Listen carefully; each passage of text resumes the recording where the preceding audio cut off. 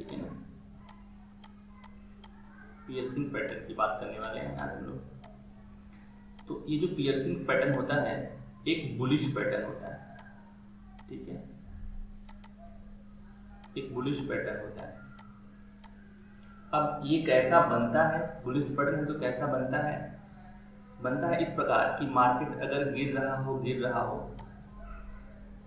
Market गिरते गिरते गिरते एक लेवल पर जाता है और उस लेवल के पास वो क्या करता है, एक रेड कैंडल का फॉर्मेशन होता है, ठीक है। तो इस रेड कैंडल का ये 50% एरिया है, ये वाला एरिया 50% है। उसके बाद क्या होता है कि एक यहाँ पर कैंडल ओपन होती है, ठीक है, एक यहाँ पर कैंडल ओपन होती है और ये जो कैंडल है वो क्या करती है, रेड कैंडल के 50% के ऊपर क्लोज कर देती है, उससे ज़्यादा क्लोज कर देती है। सबसे अच्छा होता है कि अगर इसके नीचे से स्टार्ट हो, कभी कभी इसके बगल से स्टार्ट हो जाता है, इतना परफेक्टली मिलता नहीं, बट अगर इतना परफेक्ट मिलता दी बेस्ट है। उसके बाद इसका हाई टूटता है, यहाँ पर लोअर टाइम फ्रेम पर कुछ कैंडल्स क्लोज करती हैं 5 मिनट 10 मिनट 15 मिनट पर, ठीक है। और अगर आपको लगता है कि सस्टेन कर रहा है कैंडल तो आप बाय के लिए जा सकते हैं, ये आपका एसएल होगा, ठीक है। अगर इस पियर्सिंग पैटर्न को लंबी यात्रा करनी है और दूर जाना है तो पता क्या करेगा, वो जाएगा जाएगा जाएगा, ठीक है, फिर से नीचे आएगा और नीचे आकर के फिर से यहाँ पर एक बुलिश पैटर्न बनाएगा, कोई सा भी हो सकता है, बुलिश पैटर्न बनाएगा। और कई लोगों को दिखाई पड़ेगा, बहुत लोगों को ये दिखाई पड़ेगा कि ये डबल टॉप बन रहा है, ठीक है। इस पूरे सीन को जो बाहर बैठा हुआ है, जो मार्केट में नहीं है, ठीक है ना, बहुत लोगों को ये दिखाई पड़ेगा, अरे ये तो डबल बॉटम पैटर्न है, या हम कहें डब्लू पैटर्न, ठीक है ना। तो अब यहाँ पर बायर्स और एक्टिव हो जाते हैं। जब बायर्स और एक्टिव हो जाते हैं ना तो ये फिर रुकता नहीं है, ये फिर झुकता नहीं है, ये फिर निकल जाता है, ठीक है। तो ज़्यादा बेहतर, अधिक चांसेस ये होते हैं कि अगर यहाँ पर कुछ ऐसा पियर्सिंग बना हुआ है तो बहुत अधिक चांस है कि यहाँ भी पियर्सिंग बनेगा ही बनेगा, बहुत अधिक चांस है। मैं ये नहीं कहता हूँ कि हो सकता है कि पियर्सिंग इंगल्फिंग में कन्वर्ट हो जाए, ये पियर्सिंग किस में कन्वर्ट हो जाए, इंगल्फिंग में कन्वर्ट हो जाए, ये भी हो सकता है। बट मोस्ट प्रॉबली चांस ये होता है कि अगर यहाँ पर पियर्सिंग बन करके मार्केट उठा है तो यहाँ पे पियर्सिंग बने और मार्केट उठ जाए। आप लोग देखिएगा तो आपको समझ में आएगा कि मैं क्या बोल रहा हूँ। अब ये तो होता है और इसे हम कैसे काम करते हैं, कैसे एंट्री लेते हैं, कैसे ऐसा लेते हैं, मैंने आपको ये समझा दिया। लेकिन कहाँ कहाँ आएगा तो काम करेगा, लोकेशन इज वेरी इंपॉर्टेंट, ठीक है ना। Location is very important. Location क्या क्या होता है? जो पहला लोकेशन मैं आपको बताऊं वो ये है डिमांड जोन। कौन सा? Demand zone. अब वो डिमांड जोन कहीं का भी हो सकता है, लोकेशन केवल मंथली डिमांड जोन हो सकता है, वीकली हो सकता है, डेली हो सकता है, आवरली हो सकता है, बहुत सारा डिमांड जोन हो सकता है। तो डिमांड जोन की तरह 200 SMA भी काम करता है। जैसे मान लीजिए डिमांड जोन क्या होगा, बहुत कभी कभी ऐसा होगा कि प्राइस यहाँ से गिर रहा था, गिरने के बाद थोड़ा सा उठा, फिर गिरा, और हुआ क्या कि यहाँ पर बहुत बड़ी बड़ी स्ट्रॉन्ग बुलिश कैंडल बनने लगी, ठीक है, बहुत बड़ी बड़ी स्ट्रॉन्ग बुलिश कैंडल बनने लगी, ठीक है। तो जो ये पीवट है, इसको ये बता रहा है कि इस पीवट को क्रॉस करने में मार्केट को स्ट्रगल करना पड़ा है, इस पीवट को क्रॉस करने में मार्केट को स्ट्रगल करना पड़ा है। और यहाँ पर जो है ना इम्बैलेंस क्रिएट हुआ है। इम्बैलेंस करने का मतलब ये है कि यहाँ पर सेलर और बायर के बीच में फाइट स्टार्ट हुई है। उस फाइट में कौन जीता है? जो आगे निकला वो जीता है। इसका मतलब है यहाँ पर बायर्स के पेंडिंग ऑर्डर है, जिसके हैं पेंडिंग ऑर्डर है, किसके हैं? बायर्स के, ठीक है। अब जब कभी भी मार्केट यहाँ लौट करके आता है, धीरे धीरे स्ट्रगल करते करते जब मार्केट यहाँ लौट करके आता है, ठीक है, इस जोन के पास मार्केट लौट के आता है, तो यहाँ पर वो बुलिश पैटर्न बनाता है। क्या बनाता है? अब इस तरह का वीकली हो सकता है, इस तरह का मंथली हो सकता है, इस तरह का डेली हो सकता है, कोई सा भी हो सकता है। तो जब यहाँ आता है तो हम पढ़ रहे हैं पियर्सिंग पैटर्न, तो हम पियर्सिंग पैटर्न की ही बात कर रहे हैं, ठीक है। यहाँ पर कोई सा भी बुलिश पैटर्न बन सकता है, इसको ध्यान रखें। तो एक यहाँ पर रेड कैंडल बनी, अब यहाँ पर आपके पास ग्रीन कैंडल बनी, ठीक है। ये हम कहाँ देखेंगे पैटर्न? ये पैटर्न हम देखेंगे लोअर टाइम फ्रेम पर, ठीक है ना, लोअर टाइम फ्रेम पर,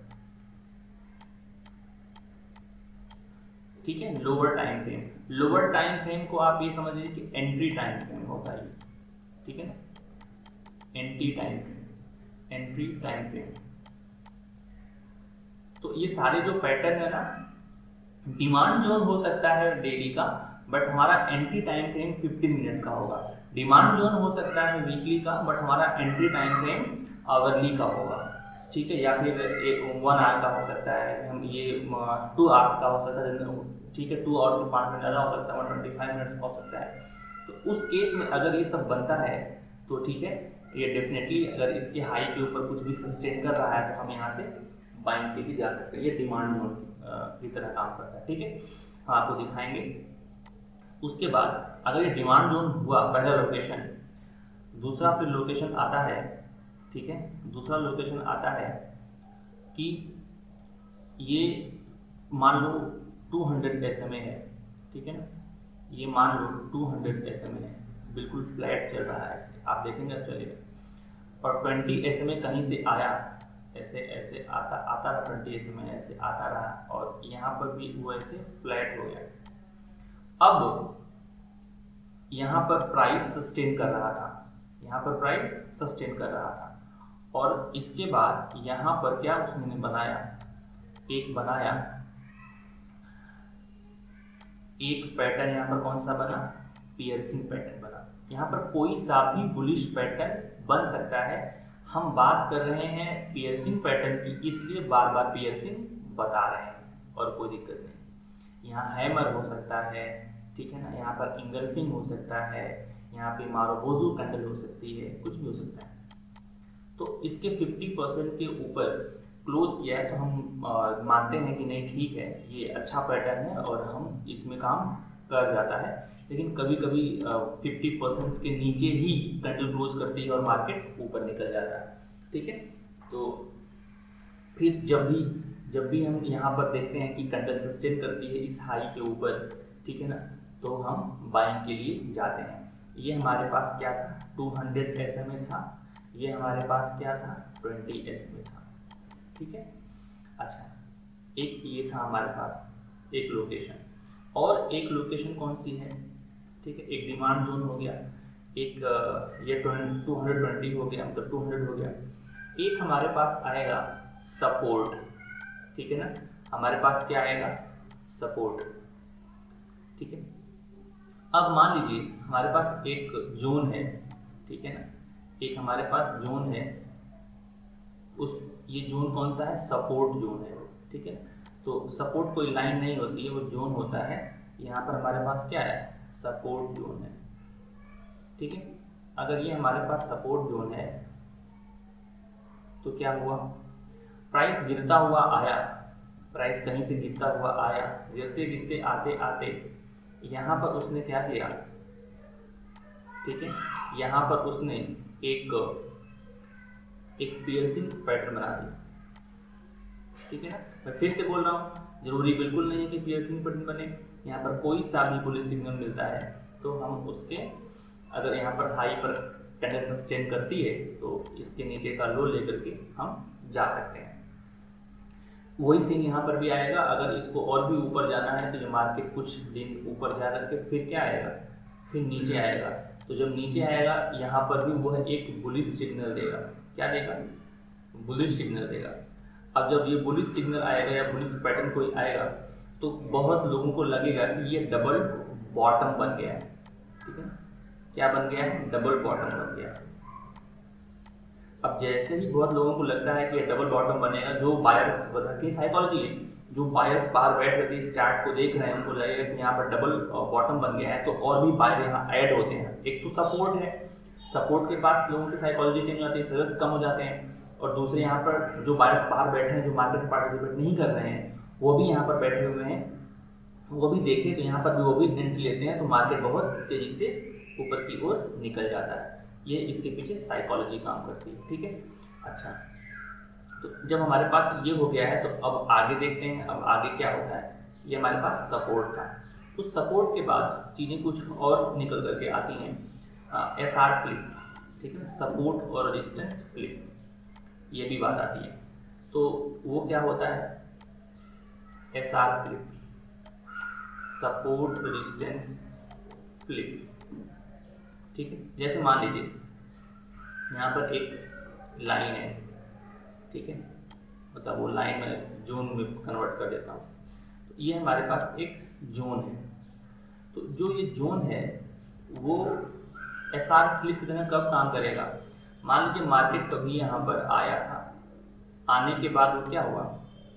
गिरा, गिरने के बाद वो इसको क्रॉस कर गया, क्रॉस करने के बाद फिर यहाँ वो लौट करके आता है, तो इस पर्टिकुलर पॉइंट पर वो बुलिश सिग्नल जनरेट करता है, या हम ये कहें कि इस पर्टिकुलर पॉइंट पर वो क्या करता है? एक पियर्सिंग पैटर्न जनरेट करता है, ठीक है, एक पियर्सिंग पैटर्न बनाता है। तो जब ये पियर्सिंग पैटर्न बनाता है, मतलब पियर्स कर देता है, छेद देता है, आप ये कह लीजिए, ठीक है, तो इस रेड कैंडल के हाफ बॉडी के ऊपर ये पियर्स कर देता है, ठीक है। तो जब यहाँ पर मार्केट सस्टेन करता है तो ये निकल जाता है। ये हमारे पास, अब इसमें क्या साइकोलॉजी काम करती है? इसमें साइकोलॉजी ये काम करती है कि अगर यहाँ पर रेजिस्टेंस लिया तो इसका लो टूटना चाहिए था, लो नहीं टूटा, इसका मतलब ये है कि मार्केट में स्ट्रेंथ है, बायर्स एक्टिव हैं और वो मार्केट को ऊपर लेके जाना चाहते हैं, और मार्केट ऊपर जाने में कोई स्ट्रगल फेस नहीं किया। यहाँ पर एक बहुत ही स्ट्रॉन्ग ग्रीन कैंडल बनाया, बहुत ही स्ट्रॉन्ग ग्रीन कैंडल बनाया, ये बता रहा है कि मार्केट और भी बढ़िया से इस लेवल को तोड़ रहा है। या अगर ये ना बनाए तो गैप अप, मतलब यहाँ पर गैप क्रिएट कर दे और कैंडल इसी की जगह पर ऊपर जा करके यहाँ पर गैप बना करके ऊपर कैंडल ग्रीन बन जाए अच्छी सी, तो उस केस में भी अच्छा काम कर जाता है, और यहाँ सस्टेन करने के बाद ये मार्केट ऊपर निकल जाता है। ये है हमारे पास SR फ्लिप, ठीक है। अब हम कुछ बात कर लेते हैं इम्पॉर्टेंट लेवल की, ठीक है ना। कुछ इम्पॉर्टेंट लेवल होते हैं, वो इंडिकेटर बेस्ड होते हैं, ठीक है, इम्पॉर्टेंट। या फिर अभी इसके बाद चलो ठीक है, इसके बाद हम लोग बात करते हैं एक राइजिंग 20 SMA की बात कर लेते हैं, ठीक है ना। 20 SMA, जो 20 SMA होता है वो ये 200 है, ये मान लीजिए हमारे पास 200 है, ठीक है, 200 SMA है, और यहाँ से अभी जर्नी स्टार्ट हुई है, ठीक है ना, और ये हमारे पास मान लीजिए 20 SMA है, और अभी यहाँ पे जर्नी स्टार्ट हुई है, और मार्केट यहाँ पर मतलब स्टॉक धीरे धीरे मूव करना शुरू हुआ है, और उसने यहाँ पर क्या किया? एक पियर्सिंग पैटर्न फॉर्म कर दिया, या कोई सा भी बुलिश पैटर्न फॉर्म कर दिया। मैं पियर्सिंग बार बार बोल रहा हूँ, उसमें पियर्सिंग पढ़ा रहा हूँ, ठीक है।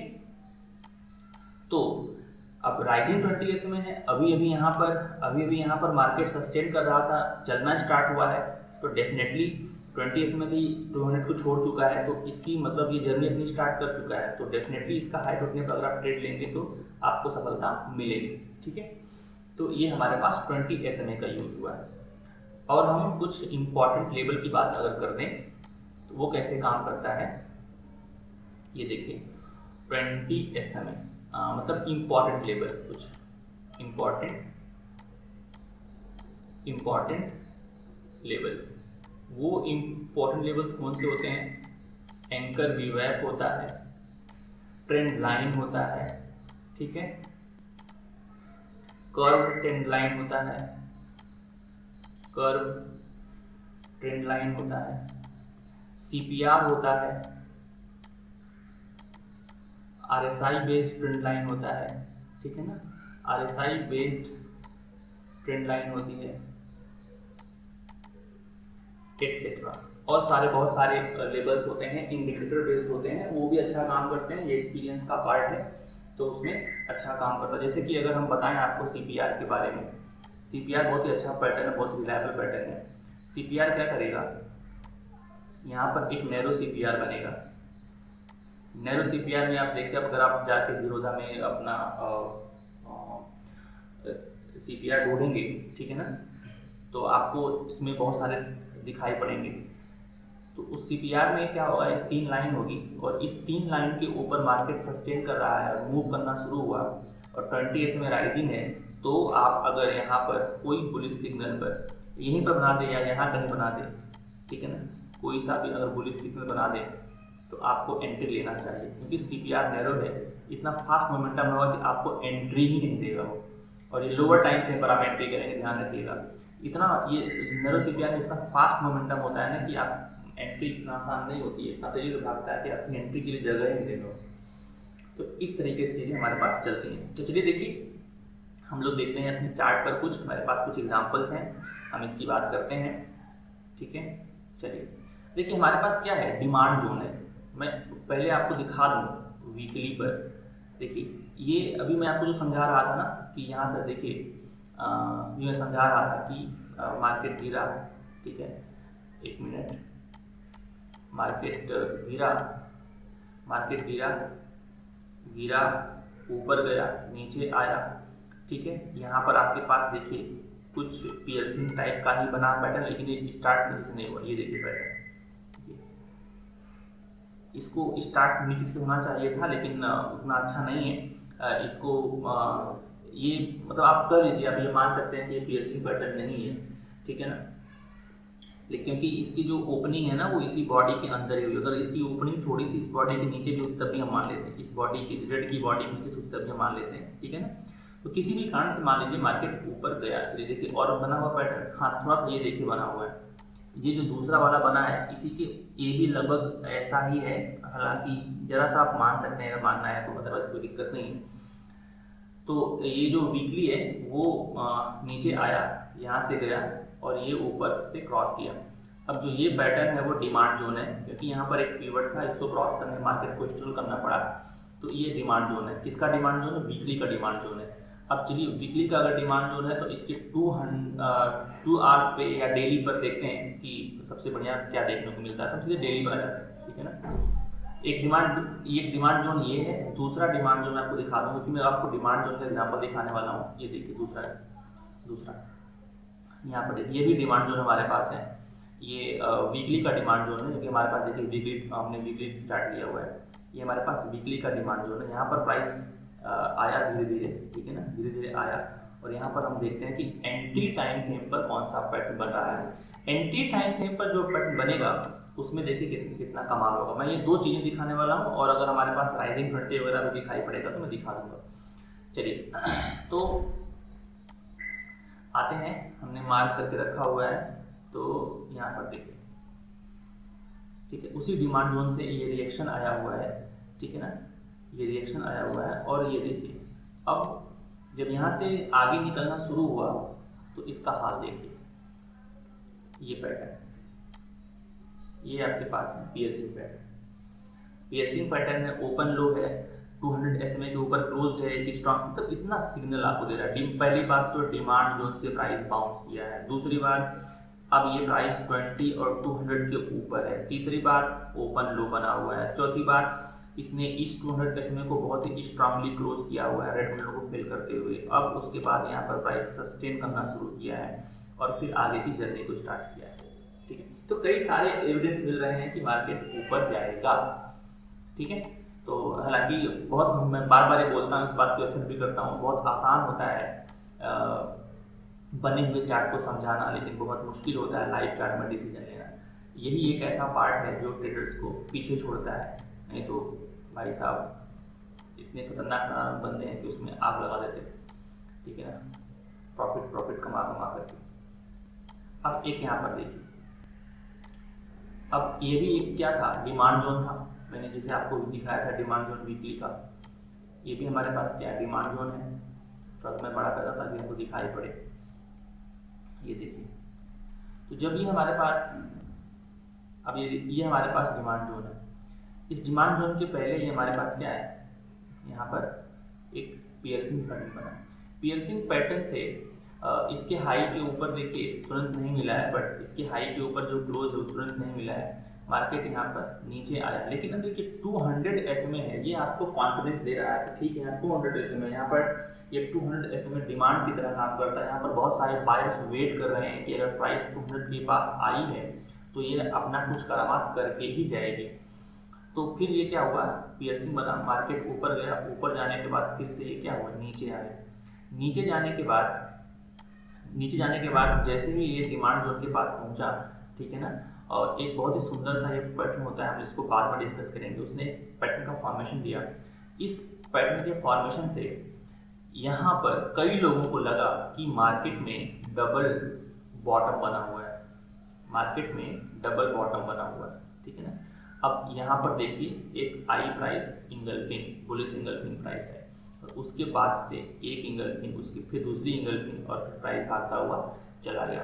तो एक तरीका ये डिमांड जोन है, फिर 200 SMA है, फिर पियर्सिंग है, 3 से ज़्यादा एविडेंस आपको मिल रहे हैं। और जब मार्केट यहाँ गिरा तो यहाँ पर आपको दिखाई पड़ रहा है कि धीरे धीरे जो रेड कैंडल का जो स्ट्रेंथ है वो कम हो रहा है, और बायर्स का जो स्ट्रेंथ बढ़ रहा है। तो यहाँ से भी आपको एविडेंस मिल रहा है कि मार्केट ऊपर जा सकता है, ठीक है। इसलिए हमें अपने एंट्री को बरकरार रखना चाहिए। और उसके बाद की कहानी अगर हम देखें तो किस तरीके से काम की है, हाँ बहुत अच्छा मूवमेंट आया है इसमें, ठीक है ना, बहुत ही शानदार मूवमेंट आया, बहुत ही शानदार मूवमेंट आया, ठीक है। तो चीज़ें इस तरीके से हमारे पास काम करते हुए दिखाई पड़ रही है। अब राइजिंग 20 SMA अगर मैं आपको दिखाऊं पियर्सिंग पैटर्न तो बड़ा मुश्किल होगा। जैसे ये देख लीजिए, हाँ ये देखिए, अभी यहाँ पर प्राइस रेंज में थी, ध्यान समझिएगा, अभी प्राइस यहाँ पे रेंज में थी, देखिए मिल गया राइजिंग 20 SMA का एक एग्जांपल मिल गया मेरे को, तुरंत मिला, मैंने ढूंढ के रखा हुआ था। तो अभी ये मार्केट गिरा, गिरने के बाद फिर नीचे आया, फिर ये देखिए सस्टेन किया, जर्नी स्टार्ट हुई, हमारे पास 1 2 ये भी इंगल्फिंग का ही पैटर्न बना हुआ है, देखिए, लेकिन नीचे से स्टार्ट होकर के जाके ऊपर क्लोज हुआ है, ये भी इंगल्फिंग का पैटर्न बना हुआ है। तो ये अगर यहीं पर ऐसा बन जाता पैटर्न ऐसा, ठीक है, तो दिख जाता, उसमें कोई दिक्कत नहीं है। लेकिन कोई ना कोई बुलिश पैटर्न आपको देखने को मिला था, जनरली ये बॉटम पर ही देखने को मिलेगा आपको, ठीक है ना, बहुत बढ़िया पैटर्न होता है, जनरली यहाँ पे बॉटम पर देखने को मिलेगा। तो यहाँ पर ये हमारे पास ये रेड कैंडल है, और ये हमारे पास एक ग्रीन कैंडल है, और इसके 50% के ऊपर क्लोज है। तो ये पैटर्न यहाँ पर भी बन सकता था अगर ये जो है ज़्यादा हाई के ऊपर क्लोज ना करता तो, ठीक है। तो मैं थोड़ा सा इसकी क्लोजिंग नहीं देखा इसलिए गड़बड़ हो गया, बट आप जाइए ढूंढिए, मैंने इतनी सारी लोकेशन आपको बता रखी है, उस लोकेशन पर अगर आप देखेंगे जितना भी पैटर्न बना हुआ है अच्छे से काम करता है। और अगर आपको ये बात, मेरी बात समझ में आई हो, मेरा कंटेंट आपको अच्छा लगा हो, तो आपको मेरा चैनल सब्सक्राइब करना चाहिए, ठीक है, और वीडियो को शेयर करना चाहिए, लाइक करिए, कमेंट करिए, जो आपकी रिक्वायरमेंट है बताइए किस बात पर और वीडियो बनाई जाए, और जिससे आपकी सहायता और ज़्यादा हो सके, ठीक है। तो आप मुझे लगता है कि आप कमेंट करके बताएंगे कि आपको ये कंटेंट कैसा लगा। अब वीडियो को यहीं पर विराम देते हैं, ऑलरेडी वीडियो बहुत लंबी हो चुकी होगी, आई थिंक। Thank you.